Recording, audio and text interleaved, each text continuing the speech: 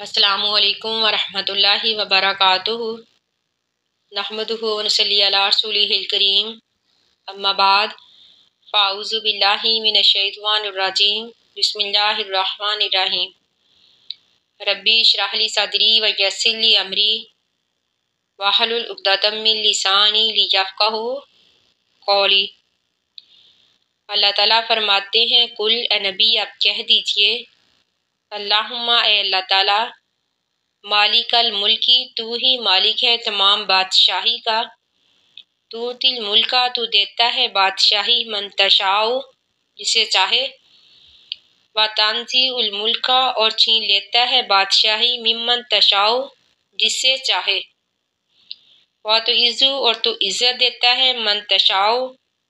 جسے چاہتا ہے، و تو ذلو اور ذلت دیتا ہے من تشاء جسے چاہتا ہے، بیدیک الخیر تیرے ہاتھ میں ساری بلائی ہے،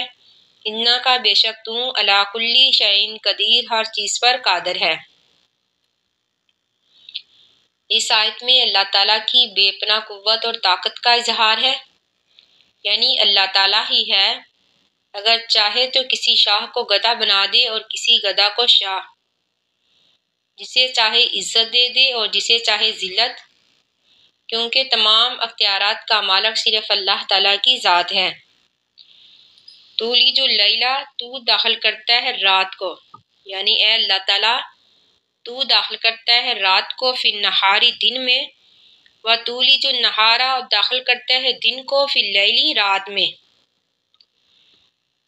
رات کو دن میں اور دن کو رات میں داخل کرنے کا مطلب موسمی تبدیلیاں ہیں، یعنی کبھی تو اللہ تعالیٰ دن کو چھوٹا کر دیتا ہے تو کبھی رات کو، کبھی دن کو لمبا کر دیتا ہے تو کبھی رات کو لمبا کر دیتا ہے، یعنی یہ تمام اختیار صرف اللہ تعالیٰ ہی کے پاس ہیں، یعنی اللہ تعالیٰ ہی ہے جو دن کو رات میں داخل کرتا ہے اور رات کو دن میں۔ وَتُخْرِجُ الْحَيَّ اور تو نکالتا ہے زندہ کو من المیت مردہ سے، وَتُخْرِجُ الْمَيِّتَ اور تو نکالتا ہے مردہ کو من الحی زندہ سے، وَتَرْزُقُ اور تو رزق دیتا ہے من تشاء جسے چاہتا ہے بغیر حساب بغیر حساب کے، یعنی نطفہ جو ہے وہ مردہ ہوتا ہے،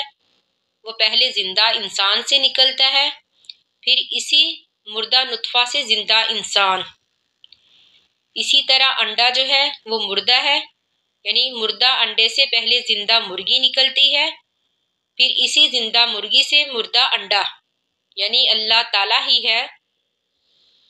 جو مردے سے زندے کو نکالتا ہے اور زندے سے مردہ کو، اور جسے چاہتا ہے بغیر حساب کے رزق دیتا ہے۔ لا یتخذ المؤمنون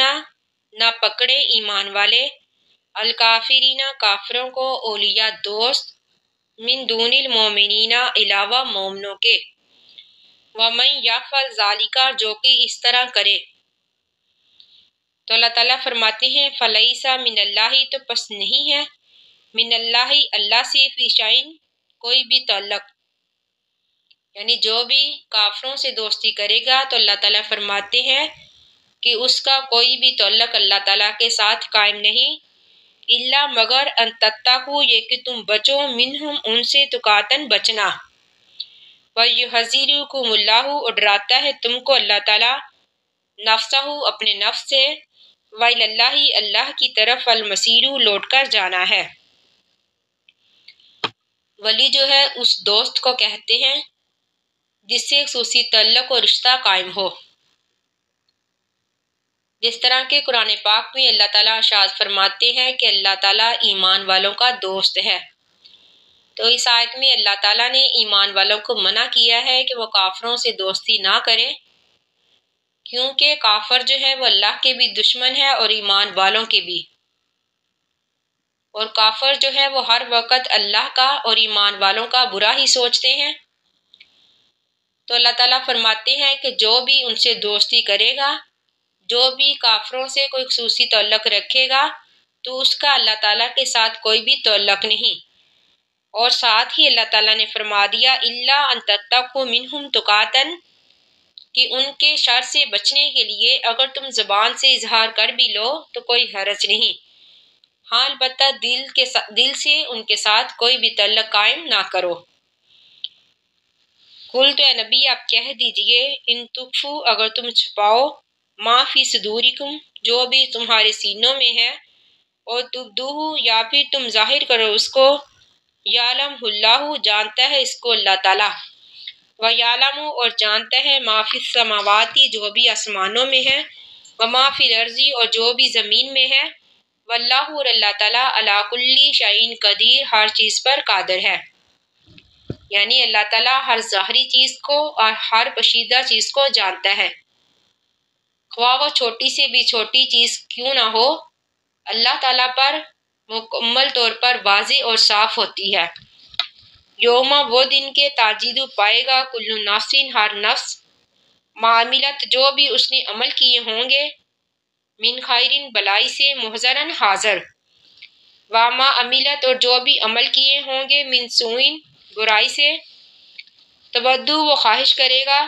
لو کاش کے انا بینہا کاش کے اس کے درمیان، و بینہ اور اس کے عملوں کے درمیان، آمدم بعیدہ دوری ہو جائے، یعنی دور کا کوئی فاصلہ ہو جائے۔ وَيُحَذِّرُكُمُ اللَّهُ ڈراتا ہے تم کو اللہ تعالیٰ نفسہ اپنے نفس سے، واللہ اور اللہ تعالیٰ رؤوف شفقت کرنے والا ہے بالعباد اپنے بندوں سے۔ اس آیت میں اللہ تعالیٰ نے روز آخرت کا ذکر کیا ہے، یعنی وہ دن کہ انسان اپنے سامنے اپنے تمام اعمال کو پائے گا، چاہے وہ اچھے ہوں یا برے۔ پھر انسان خواہش کرے گا کاش کہ اس کے اور اس کے عملوں کے درمیان دور کا فاصلہ ہو جائے۔ قل تو اے نبی آپ کہہ دیجئے ان کنتم اگر ہو تم تحبون اللہ محبت کرتے اللہ سے، فاتبعونی تو پیروی کرو میری، یحببکم اللہ محبت کرے گا تم سے اللہ تعالیٰ، ویغفر لکم اور معاف کر دے گا تم کو ذنوبکم تمہارے گناہوں کو، واللہ اور اللہ تعالیٰ غفور معاف کرنے والا ہے، رحیم مہربان ہے۔ یعنی یہود اور عیسائی اس بات کا دعویٰ کرتے تھے کہ وہ اللہ تعالیٰ کے محبوب ہیں، اللہ کے پیارے ہیں، اور ساتھ ہی یہ کہتے تھے کہ وہ جہنم میں نہیں جائیں گے، اگر جائیں گے بھی تو چند دن کے لیے۔ تو اللہ تعالیٰ نے اس آیت میں فرما دیا کہ اگر تم واقعی ہی اللہ سے محبت کرتے ہو تو پھر میرے رسول کی بھی پیروی کرو۔ اللہ تعالیٰ نے فرما دیا کہ اگر تم میرے رسول کی پیروی کرو گے تو نہ صرف میں تمہارے گناہوں کو معاف کروں گا بلکہ تم میرے محبوب بھی بن جاؤ گے۔ قل تو نبی آپ کہہ دیجئے اطیعوا اللہ اطاعت کرو اللہ کی، ورسول اور رسول کی، فَإِن پس اگر تولو وہ پھر جائے، فَإِنَّ اللَّهَ پس بے شک اللہ تعالیٰ لا يحب الکافرین نہیں پسند کرتا کافروں کو۔ اس آیت میں اللہ تعالیٰ نے اپنی اطاعت کے ساتھ ساتھ اپنے رسول کی اطاعت کی بھی تاکید کی ہے، یعنی اللہ کی اطاعت کے ساتھ اللہ کے رسول کی اطاعت بھی ضروری ہے، جیسا کہ حدیث میں ہے نبی کرم صلی اللہ علیہ وآلہ وسلم نے فرمایا وَمَنْ أَطَاعَنِي فَقَدْ أَطَاعَ اللَّهَ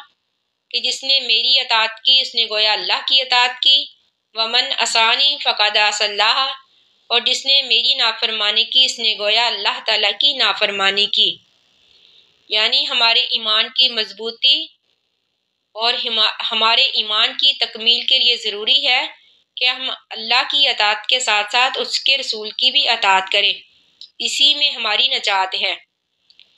اللہ تعالیٰ سے دعا ہے کہ اللہ تعالیٰ ہمیں قرآن پاک کو پڑھنے اور سمجھنے کی توفیق عطا فرمائے، آمین ثم آمین۔ آخر دعوانا الحمدللہ رب العالمین۔ السلام علیکم ورحمۃ اللہ وبرکاتہ۔